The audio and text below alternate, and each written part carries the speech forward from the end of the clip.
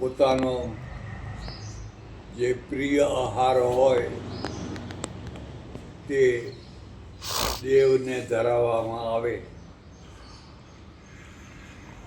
ત્યારે ઘણા દેવો હતા, એટલે સૌ પોતપોતાના દેવોને પોતાનો પ્રિય આહાર ધરાવતા હતા. તે એટલે સુધી કે કેટલીક વાર જીવતા માણસને પણ નરબલી તરીકે દેવને ધરાવવામાં આવતો. મારે પેરુ જવાનું થયેલું, દક્ષિણ અમેરિકામાં પેરુ દેશમાં જવાનું થયેલું. ત્યાં તિકાલ નામની એક વિશાળ જગ્યા છે. સેંકડો હજારો વર્ષથી આ જગ્યા ઢંકાઈ ગયેલી, પણ કોઈ અંગ્રેજે તેને ખોળી કાઢી અને પછી તો તેમાંથી બહુ વિશાળ નિર્માણ નીકળ્યું. એ જોવા અમે ગયેલા. ત્યાં નરબલી આપવાની શિલા હજુ પણ પડી રહેલી છે. એક ઊંચા વિશાળ બાંધકામ ઉપર રાજા રાણી વગેરે બેસતા અને હજારોની ભીડ ભેગી થતી. તે સમયના વાજિંત્રો વાગતા, લોકો કિકિયારીઓ પાડતા અને જે પુરુષનું બલિદાન આપવાનું હોય તેને વાજતે ગાજતે પકડીને લઈ આવતા. પછી પેલા શિલા ઉપર તેનું માથું રાખીને તેનું બલિદાન અપાતું. આવો કે આને મળતો રિવાજ લગભગ આખી દુનિયામાં હતો. ભારતમાં પણ હતો. આજે પણ મુસ્લિમો બકરી ઈદના દિવસે હજારો બકરા અને બીજા પશુઓનું બલિદાન આપે છે. આદિવાસીઓ આજે પણ પોતાના નાના મોટા રોગોમાંથી મુક્ત થવા બલિદાન આપે છે. આવું બલિદાન આપવું જોઈએ નહીં, તેવો નિર્ણય બસવેશ્વરે કર્યો અને પોતાના અનુયાયીઓને કહ્યું કે કોઈ પણ પ્રાણીની હિંસા કરવી એ મહાપાપ છે. આવું કરાય નહીં. જોકે ભારતની અને ખાસ કરીને પૂર્વોત્તર ભારત અને દક્ષિણ ભારતની બહુસંખ્યક પ્રજા આજે પણ માંસાહારી છે. તો પણ દક્ષિણ ભારતમાં બસવેશ્વરે એ જમાનામાં આ બલિ પ્રથાને નિષિદ્ધ કરીને લોકોને શાકાહારી બનાવ્યા હતા. દરેક હું પણ આવી બલિ પ્રથાનો વિરોધી છું. તો પણ તેનું એક બહુ જમા પાસું પણ છે, અને તે છે હિંસક અને ભેલાણ કરનારા પશુઓનું નિયંત્રણ. જો તમે હિંસક પશુઓ અને ભેલાણ કરનારા ઘાસાહારી પશુઓનું નિયંત્રણ ન કરો તો ખેતી કરી શકાય નહીં. આજે ગુજરાતમાં અહિંસાવાદી સરકારે એવો કાયદો કર્યો છે કે કોઈ પણ પશુની તમે હિંસા કરી શકો નહીં. તેના કારણે એટલા બધા રોજ વધી ગયા છે, એટલા બધા હરણો વધી ગયા છે, એટલા બધા ખૂંટિયા, વાંદરો, ભૂંડ વગેરે વગેરે પશુઓ વધી ગયા છે કે ખેડૂતોને ખેતી કરવી મુશ્કેલ બની ગઈ છે. આ પશુઓના ત્રાસથી કેટલાક લોકોએ તો ખેતી કરવાનું જ બંધ કરી દીધું છે.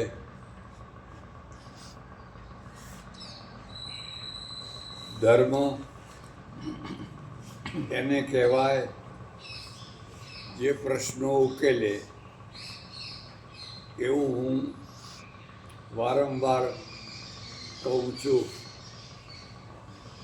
પણ જે પ્રશ્નો ઊભા કરે તેને ધર્મ કહેવાય નહીં, તેને અધર્મ કહેવાય. આજે આવા પશુઓના કારણે ખેડૂતો માટે અને લોકો માટે બહુ મોટો પ્રશ્ન ઊભો થયો છે. ગીરના સિંહો હવે દૂર દૂરના ગામડાઓ સુધી પહોંચી ગયા છે, કારણ કે ગીરમાં તેમને પૂરતો ખોરાક મળતો નથી. તેથી ખોરાકની શોધમાં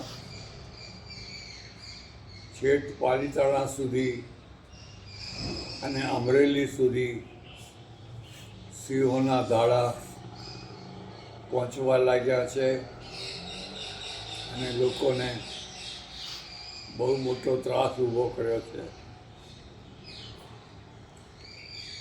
આવી જ રીતે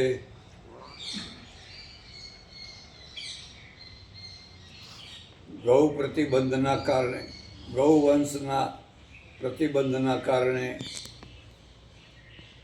ખૂંટિયા વધી ગયા છે. જો તમે બનાસકાંઠા તરફ જાઓ તો સિહોરથી આગળ સેંકડોની સંખ્યામાં તમને ખૂંટિયા જોવા મળે. આ ખૂંટિયા એક તરફથી વેલાણ કરીને ખેતીને નુકસાન કરે છે, તો બીજી તરફ ઓધ બગાડે છે. ઓધ એટલે આનુવંશિક વેલો. આ ખૂંટિયાઓ નાના, ઠીંગણા, કદરૂપા હોય છે, એટલે તેમનો આગળનો વંશ પણ એવો જ થાય. પ્રાચીન કાળમાં આપણે ત્યાં ગોમેધ, અજામેધ, નરમેધ જેવા યજ્ઞો થતા. મારી દૃષ્ટિએ તેનો અર્થ થાય છે જે તે મેધનો અંશ વધારવો. મેધરી ધાતુનો અર્થ વૃદ્ધિ અને પવિત્રતામાં થાય છે. મેધરી ઉપરથી મેધાવી શબ્દ બન્યો છે. મેધાવી એટલે પવિત્ર બુદ્ધિવાળો, પ્રકાંડ વ્યક્તિ. એમ જે તે સમયે જે તે રાજાઓએ આ યજ્ઞો જે તે વંશને સુધારવા માટે બનાવ્યા હશે એવું મને લાગે છે. હમણાં થોડા 2 જ વર્ષ ઉપર સૌરાષ્ટ્રમાંથી ગીર ઓલાદનો સાંઢ 50 કરોડમાં બ્રાઝિલના લોકો લઈ ગયા હતા તેવું મેં સમાચાર પત્રોમાં વાંચેલું.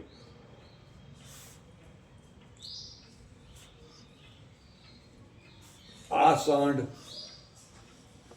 આખા વંશને સુધારી દેવાનો. ગીર ઓલાદની શ્રેષ્ઠ ગાયો આજે લાખોની સંખ્યામાં બ્રાઝિલમાં ઉછરી રહી છે.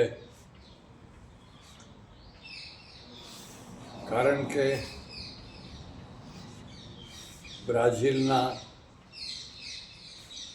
ગોરા લોકોએ જોયું કે વિશ્વમાં સારામાં સારી કોઈ ઓલાદ ગાયોની હોય તો તે ગીર ઓલાદ છે. આ ઓલાદને વધુમાં વધુ દૂધ દેનારી અને બીજી રીતે ઉપયોગી બનાવવી હોય તો તેને કોઈ સારા ઉત્તમ સાંઢના દ્વારા ફલિત કરવી જોઈએ.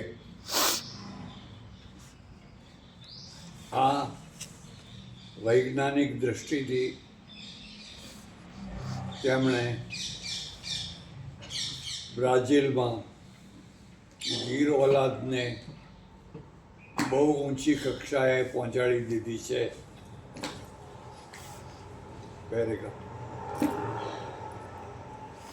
પ્રાચીન કાળના ભારતમાં પણ મારી દૃષ્ટિએ ગાયોનું ઘણું મૂલ્ય હતું. તેથી ગોમેધ યજ્ઞ કરવામાં આવતો અને આ યજ્ઞના દ્વારા ગાયોના વંશને ઉત્તમમાં ઉત્તમ બનાવવામાં આવતો. વેદોમાં પણ મંત્રો આવે છે કે માધવીર ન ગાવો, માધવીર ન ગાવો સંતો. અર્થાત હે ભગવાન, અમારી ગાયો પુષ્કળ દૂધ દેનારી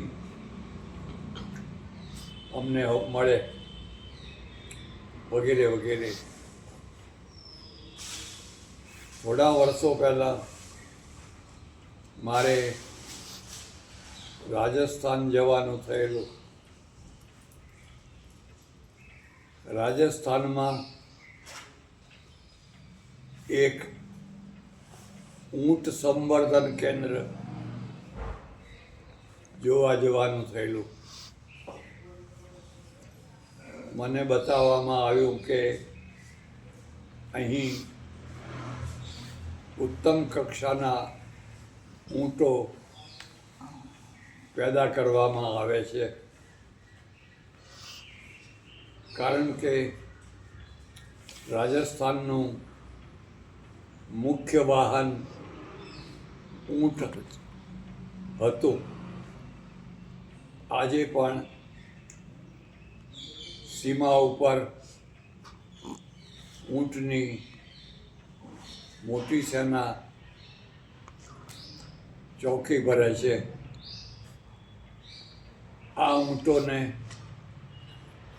કેમ સારા, ઊંચા, પહોળા અને ગતિશીલ બનાવવા તે માટે સરકારે કેન્દ્ર ખોલેલું તે મેં જોયેલું.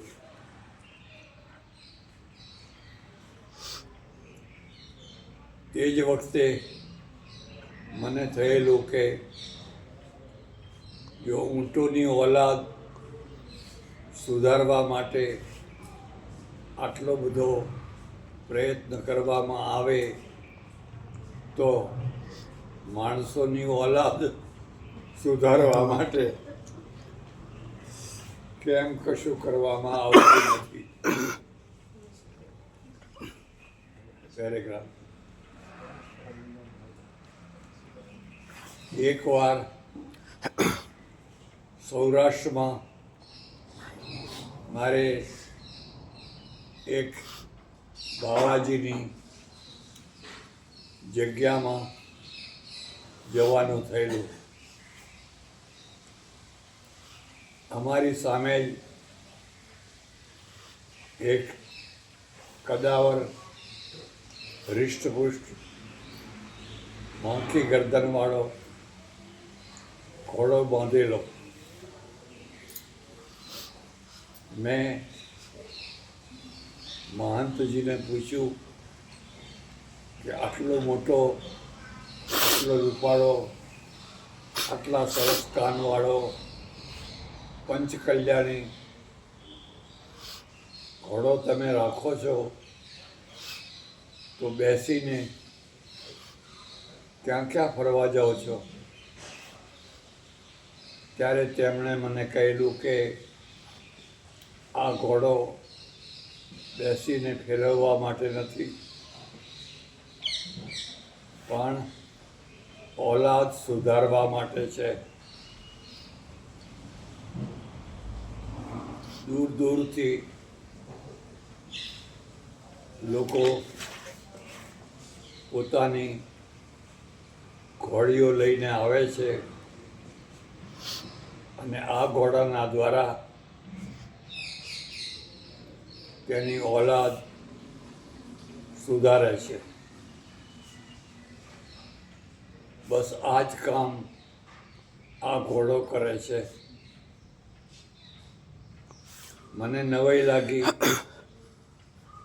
પણ આ ખરેખર સાચી હકીકત છે.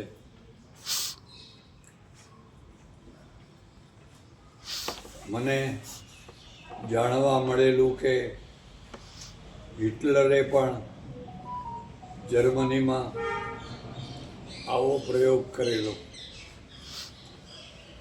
તેણે વિચારેલું કે વિશ્વમાં સૌથી સારામાં સારી ઓલાદ આર્યવંશ છે.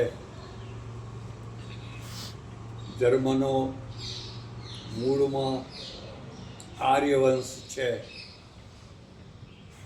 એટલે શર્મન ઉપરથી જર્મન શબ્દ બનેલો છે. ભારતમાં આપણે શર્મન અને તેના ઉપરથી શર્મા અટક બનાવી છે. આ જ શર્મન જર્મનીમાં જર્મન બની ગયા છે. એટલે હિટલરે નક્કી કરેલું કે આખી દુનિયા ઉપર રાજ કરવાનો અધિકાર માત્ર ને માત્ર જર્મનોને એટલે કે આર્યોને જ છે. તેથી તેણે ત્યાં વસતી યહૂદી પ્રજાનો સમૂળો નાશ કરવાનો ભયંકર પ્રયત્ન કરેલો. તે આખી દુનિયા જાણે છે. જોકે તેમાં તેને પૂરી સફળતા મળી નહીં. ઘણા યહૂદીઓ ભાગીને બચી ગયા અને એ બચેલા યહૂદીઓ પાછા ઇઝરાયલમાં ભેગા થયા અને હવે ઇઝરાયલના યહૂદીઓ દુનિયાની શ્રેષ્ઠ પ્રજામાં સ્થાપિત થઈ ચૂક્યા છે.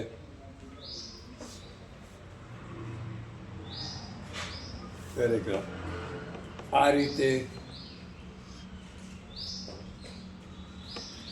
પ્રાચીન કાળમાં કે દુનિયામાં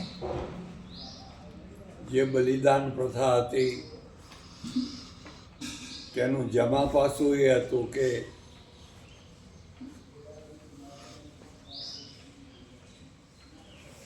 મનુષ્યોને નડતર રૂપ હિંસક પશુઓનો રાજા મહારાજા વગેરે શિકાર કરીને બેલેન્સ રાખતા અને વેલાણ કરનારા ઘાસાહારી પશુઓને પણ શિકાર કરીને બેલેન્સમાં રાખવામાં આવતા. પ્રાચીન કાળમાં પશુઓને પણ ઘણા રોગો નીકળતા, જેમાં મોવા, ખરવા, શું કહેવાય એ કહેવાય? ખરવા મોવા. હે? ખરવા મોવા. આ લોકો ખરવા, મોવા વગેરે વગેરે અનેક પ્રકારના રોગો થતા, જેમાં હજારો પશુઓ મરી જતા, અને દુકાળ પડતો, એ દુકાળમાં પણ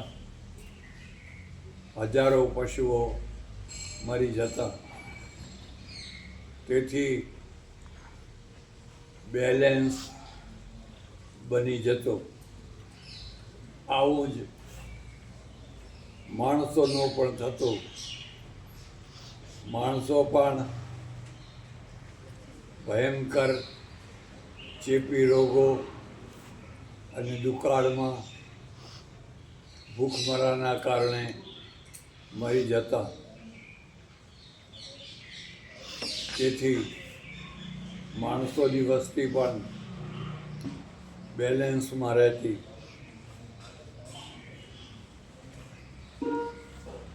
પણ હવે વિજ્ઞાને ઘણી પ્રગતિ કરી, જેના કારણે મરણનું પ્રમાણ બહુ ઘટી ગયું અને જન્મનું પ્રમાણ ઘણું વધી ગયું.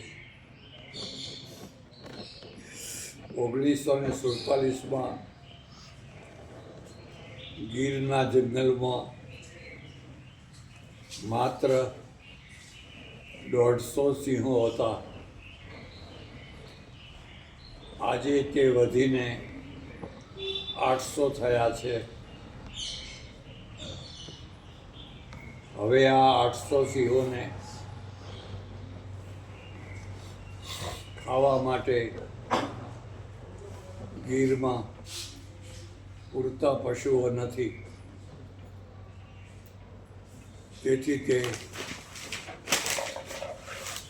આજુબાજુના ગામડાઓમાં આવતા થઈ ગયા છે. આવું જ માણસો માટે પણ કહી શકાય. માનો કે માણસોની દૃષ્ટિએ સૌથી વધુ ગીચ ધરાવનારો પ્રદેશ બાંગ્લાદેશ છે. બાંગ્લાદેશમાં અપાર માનવ સમુદાય રોજીરોટી માટે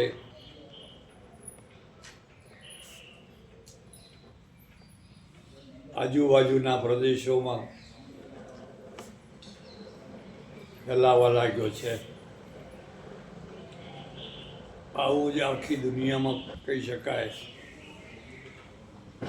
જ્યાં રોજીરોટી હોય, જીવન હોય, સુરક્ષા હોય, ત્યાં માણસો કાયદેસર કે વગર કાયદે ઘૂસી જતા હોય છે. આ પ્રક્રિયાને સદંતર રોકવી બહુ કઠિન છે. પેરેગ્રાફ.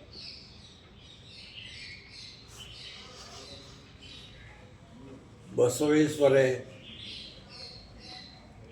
લોકોને કહ્યું કે દેવાલયમાંથી તમે દેહાલયમાં જાઓ, અર્થાત તમારા દેહને દેવાલય બનાવો.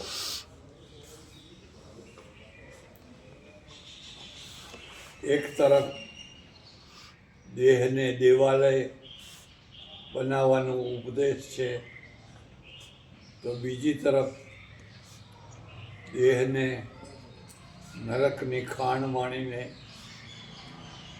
તેનાથી દૂર ભાગવાનો ઉપદેશ છે. જે લોકોએ દેહને નરકની ખાણ માની અને દૂર ભાગ્યા, તેમણે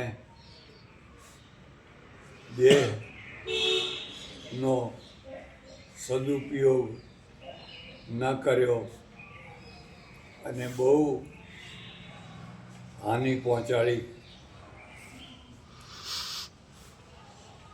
મારી દૃષ્ટિએ આખા વિશ્વમાં સૌથી વધુ મૂલ્યવાન વસ્તુ હોય તો તે માનવ દેહ છે.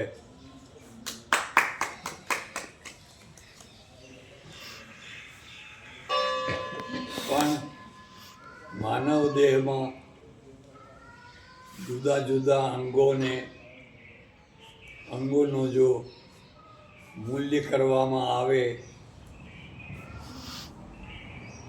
તો કયું અંગ સૌથી વધુ મૂલ્યવાન છે તે જલ્દી કહી શકાય નહીં. કહી શકો કયું અંગ છે? બધાની જરૂર છે, કોઈના વગર ચાલે એવું નથી. એમ નહીં, બધાની જરૂર. વધુ મૂલ્યવાન કોણ છે? હૃદય અને મગજ. હૃદય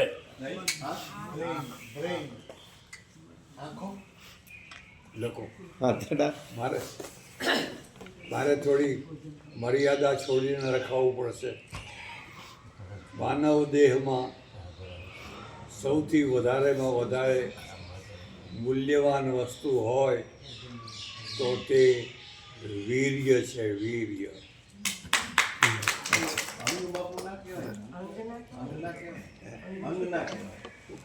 અંગ ના કહેવાય. અંગ કહેવાય. પદાર્થ વીર્ય છે. વીર્યને શુક્ર પણ કહેવાય છે. શુક્ર એટલે તેજ. માનો કે મનુષ્યમાં બધું હોય, સારામાં સારી આંખ, કાન, નાક, હાથ, પગ બધું હોય, પણ માત્ર શુક્ર ના હોય તો એ માણસની કેટલી કિંમત. આવી જ રીતે સ્ત્રી દેહમાં સૌથી વધુમાં વધુ મૂલ્યવાન રજ છે. જો બધું હોય પણ રજ ના હોય તો ગમે તેવી રૂપાળી સ્ત્રી હોય તો પણ તે કોડીની કહેવાય.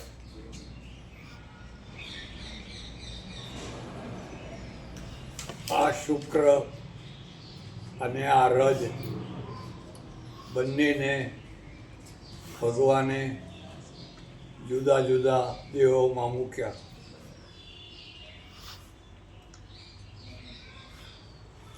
જો એકમાં જ મૂક્યા હોત તો નરને નારીની અને નારીને નરની જરાય પડી ન હોત. પણ આ બંને તત્વો જે સર્વોચ્ચ છે, જેનું કોઈ મૂલ્ય નથી, તે જુદા જુદા દેહોમાં મૂકીને એકબીજાને એટલા બધા પ્રચંડ આવેગોમાં ફેરવી નાખ્યા કે નર વિના નારી રહી શકે નહીં અને નારી વિના નર રહી શકે નહીં. આટલી પ્રચંડતા બીજા કોઈ તત્વમાં મૂકવામાં આવી નથી. માનો કે માણસને આંખ ના હોય તો રહી શકે, હાથ ના હોય, પગ ના હોય તો રહી શકે, બધું હોય તો રહી શકે. આપણે ભિખારીઓમાં આ બધું જોઈ શકીએ છીએ. પણ જો શુક્ર ના હોય કે રજ ના હોય તો રહેવું કઠિન જ નહીં, અશક્ય બની જાય.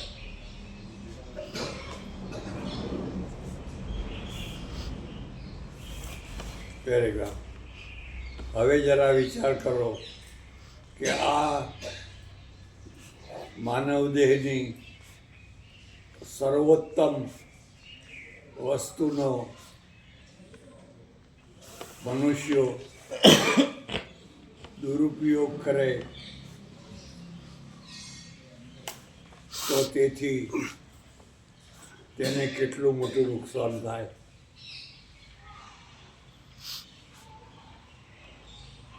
આ જ કામ ભારતમાં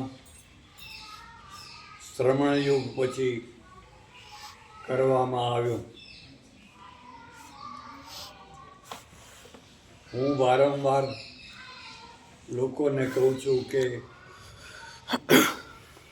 આપણે ત્યાં ઋષિ યુગ અને શ્રમણ યુગ આ બે મોટી ધારાઓ ચાલી છે. ઋષિ યુગમાં ધર્મ, અર્થ, કામ અને મોક્ષ એમ ચારેય પુરુષાર્થોને માન્ય ગણ્યા છે. એટલે ઋષિકુળમાં વિદ્યા ધ્યાન પૂરું કરીને અંતેવાસી વિદ્યાર્થીને ઋષિ ગ્રસ્તાશ્રમી થવા માટે ફરજ પાડે છે. તારે ગ્રસ્તાશ્રમી થવાનું જ છે, કારણ કે તારામાં પરમેશ્વરે મૂકેલું જે સર્વોત્તમ તત્વ શુક્ર તેના દ્વારા મહાન પ્રજાનું નિર્માણ કરવાનું છે. મહાન પ્રજાનું નિર્માણ એનાથી મોટું બીજું કોઈ કાર્ય નથી. તે રીતે ઋષિયુગ ચાલતો હતો અને ઋષિ પરંપરામાં ભારત સ્વર્ણયુગમાં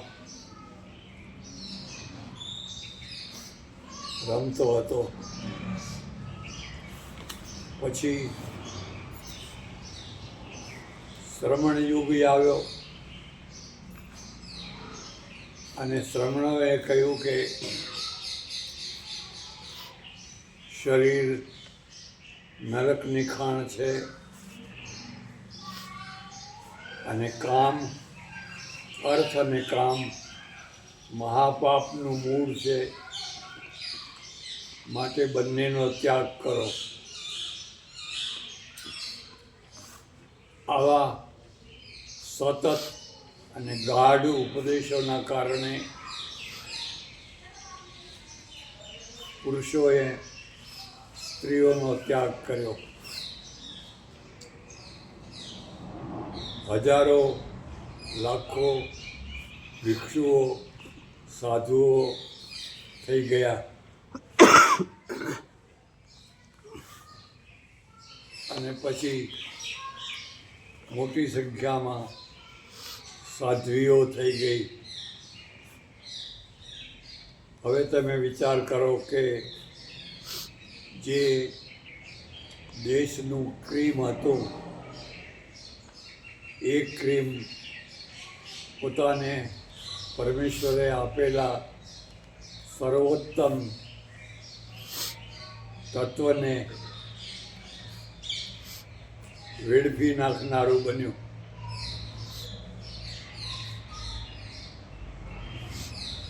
જે બાકી રહ્યા તે ક્રીમ નહોતા, ઉતરતી કક્ષાના હતા.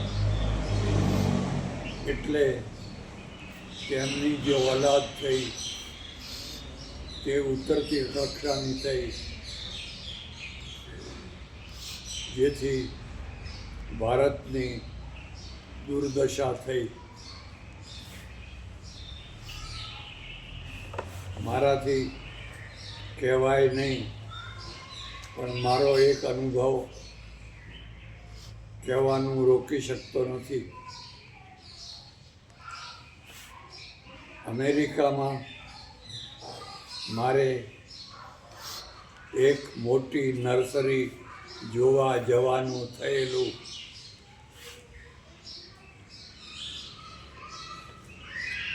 આ નર્સરી જાપાનનો એક જાપાની માણસ માલિક હતો. અમે જ્યારે નર્સરીના દ્વારે પહોંચ્યા ત્યારે તેણે અમારું સ્વાગત કર્યું અને મને જોતાની સાથે જ ધડાકો કર્યો કે તમે સાધુ કેમ થઈ ગયા. મને કલ્પના પણ નહીં કે આ માણસ મને આવો પ્રશ્ન કરશે. મેં કહ્યું કે અમારું લક્ષ્ય મોક્ષ છે, એટલે જેને મોક્ષ જોઈતો હોય તેને ગૃહત્યાગ કરીને સાધુ થવું જોઈએ. એટલે ભારતમાં હિન્દુ, જૈન, બૌદ્ધ વગેરે વગેરે સંપ્રદાયોમાં લાખોની સંખ્યામાં સાધુ સાધ્વીઓ આજે પણ છે. તેણે મને કહ્યું કે આ તમારી બહુ મોટી ભૂલ છે. તેણે મને સમજાવ્યું કે મારી નર્સરીમાં ગુલાબની 7,000 જાતિઓ છે. 7,000. અને ગુલાબ સિવાય મારી નર્સરીમાં બીજું કાંઈ અમે કરતા નથી. આ 7,000 ગુલાબની જાતિઓમાં અમે વીણીને જે સારા છોડ હોય છે તેને રાખીએ છીએ, અને જે રેંજી પેંજી હોય છે તેનો નિકાલ કરી દઈએ છીએ. કારણ કે સારા છોડમાંથી જ સારો વંશ નીકળે. આ રીતે મારી નર્સરી આખા અમેરિકામાં બહુ પ્રસિદ્ધ છે.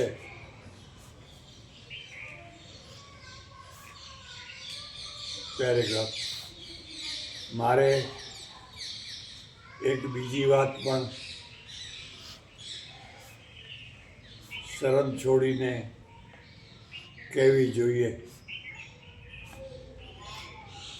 આપણે ત્યાં આંબાની કલમો થાય છે.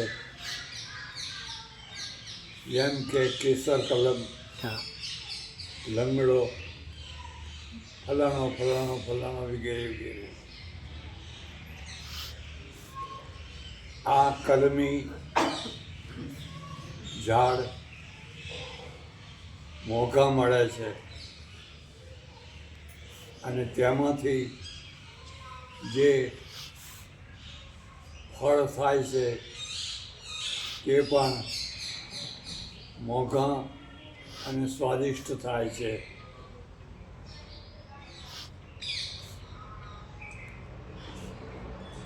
તમે કોઈ વાર વિચાર કર્યો કે આ કલમ શું વસ્તુ છે? આપણા પાંચેય પાંડવો કલમી આંબા છે કે નહીં? હા છે કે નહીં? છે. આ સત્ય છે જેને આપણે ભીમ, અર્જુન જેવા બહાદુર પુરુષો કહીએ છીએ તે બધા, અને કર્ણ પણ કલમી આંબો જ છે. એટલું જ નહીં પણ વ્યાસ અને વશિષ્ઠ જેવા ઋષિઓમાંથી ઘણા ઋષિઓ પણ કલમી આંબા છે. જો આ વાત આજે કહેવા જઈએ તો લોકો મારવા દોડે, પણ આ પરમ સત્ય છે. આનો અર્થ એ છે કે ઓલાદ સુધારો, એનું નામ જ નરમેધ યજ્ઞ છે. પણ આ જેટલો ઊંચો આદર્શ છે તેટલો વ્યવહારિક નથી. માણસ ગમે તેવો કાળો, કલૂટો, કીંગણો કે કદરૂપો હોય તો પણ તેને તેના પોતાનો જ વંશ ગમતો હોય છે.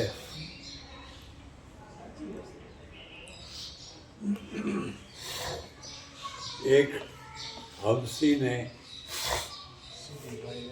પોતાનું કાળું બાળક સૌથી વધુ રૂપાળું લાગતું હોય છે. પેરેગ્રાફ. મારે મેક્સિકો જવાનું થયેલું. મેક્સિકોમાં મેં જોયું કે ઘણું બધું આપણને ભારતીયોને મળતું આવે છે. ખરેખર તો યુધિષ્ઠિરે જે રાજમહેલ બનાવેલો તે મયદાનવને મેક્સિકોથી બોલાવવામાં આવેલો, કારણ કે મેક્સિકોમાં 4 વંશોમાં એક વંશને મય કહેવામાં આવે છે, બીજાને ઇન્કા વગેરે કહે છે.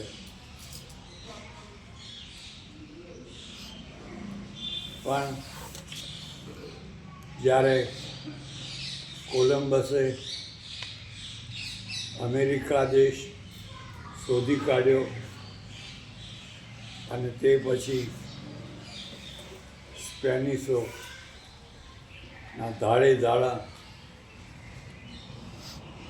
દક્ષિણ અમેરિકા પહોંચવા લાગ્યા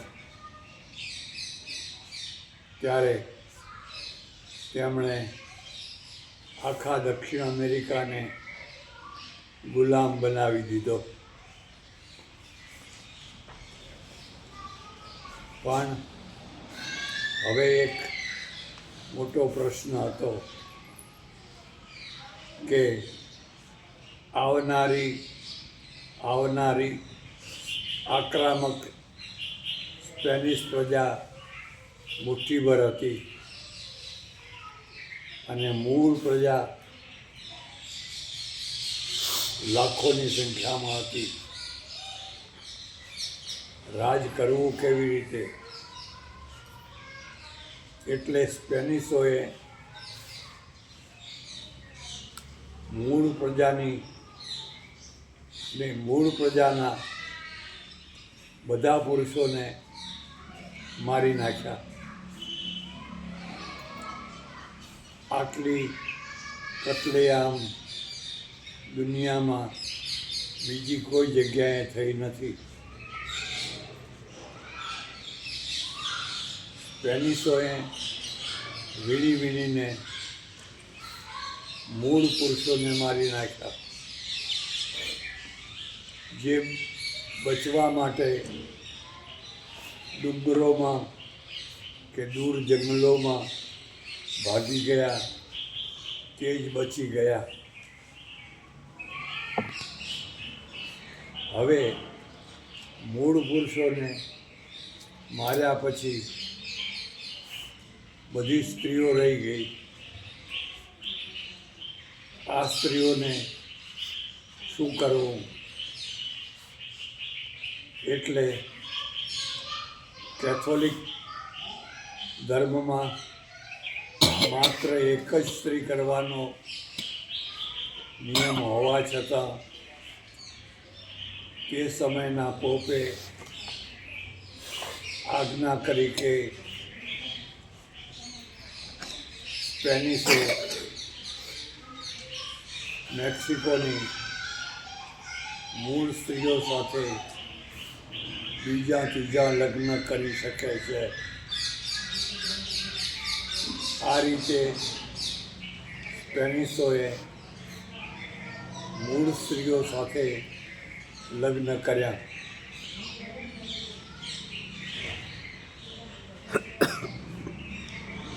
મૂળ પ્રજા ઠીંગણી હતી, તેનો અનુભવ મને થયેલો. હું એક ગુર્જરી જોવા ગયેલો. જેમ આપણે ત્યાં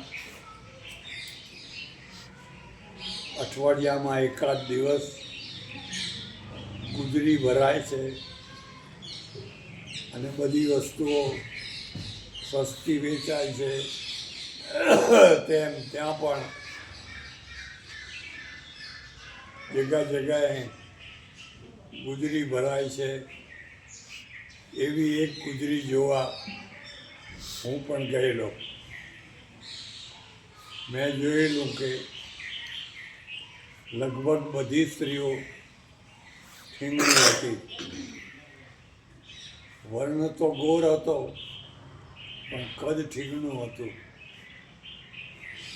તે બધા ધારીને મને જોયા કરતા હતા, કારણ કે હું બધામાં સૌથી ઊંચો દેખાતો હતો.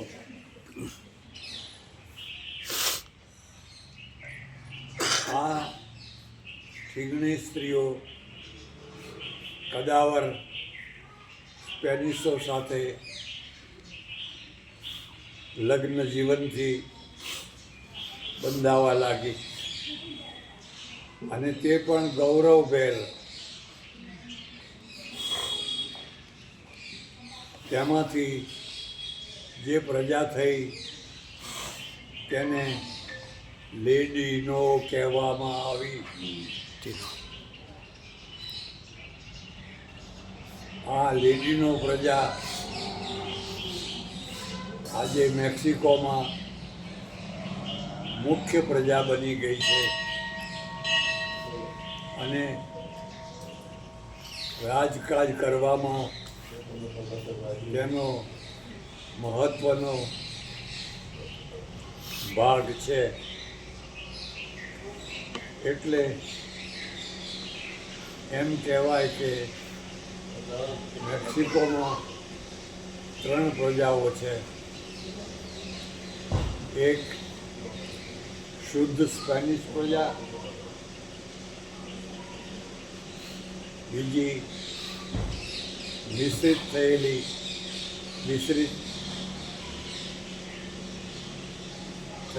એટલે કે કલમી આંબાવાળી પ્રજા, લેડીનો પ્રજા,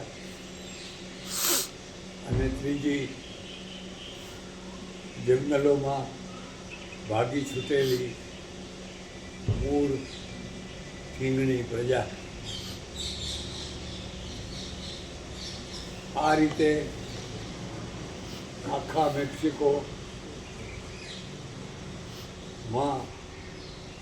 પ્રજાનું રૂપાંતર કરી દેવામાં આવ્યું.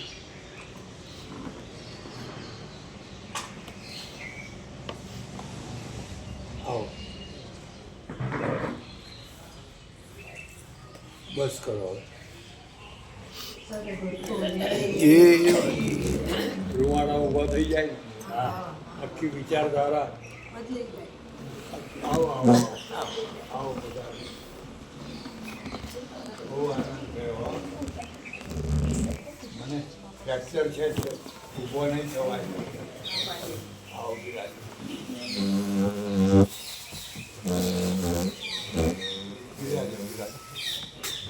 ગુરુદેવ કી જય, કનૈયાલાલ કી જય, ઈશ્વર મહાદેવ કી જય.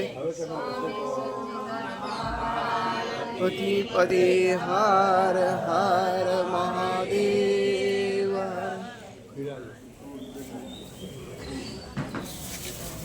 બસ બસ બસ. મારે તમારા કરવા આવવું છે.